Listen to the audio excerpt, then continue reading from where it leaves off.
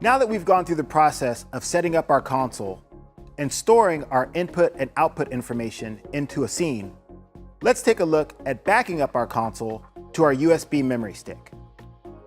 When you back up your console to a USB memory stick, all console information will be stored.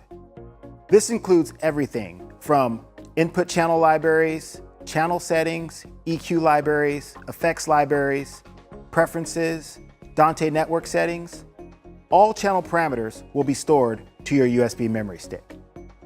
Keep in mind, any file that you create on a CL series console can also be transferred to a QL series console.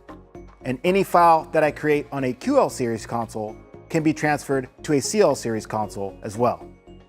Let's take a look at how we store our information to a USB memory stick. The first thing we'll do is insert our USB memory stick into the console. This brings up the Save and Load window.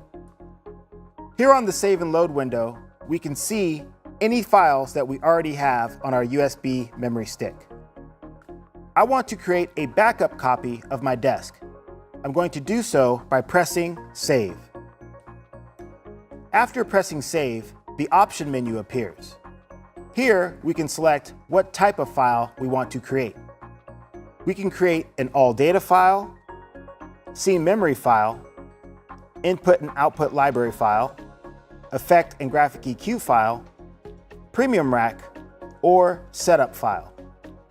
Let's create an all data file. This way we have a complete copy of everything on our desk. We can name that file on the next screen. I'm going to call this my backup.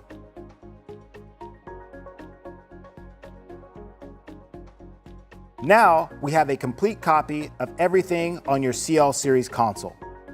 Keep in mind, this file can be loaded to your QL series console as well. If you wish to load a file from a QL series or CL series console to your desk, simply select the file using your touch and turn encoder and then press Load. Before pressing Load, determine if you want to load your Dante setup information as well.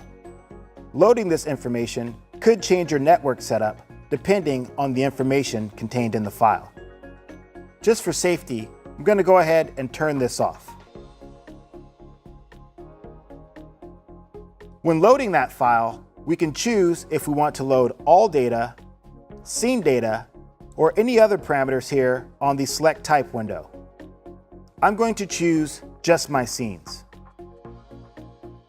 We can select the scenes that we want to load to the console and also choose where we want to land those scenes on the desk.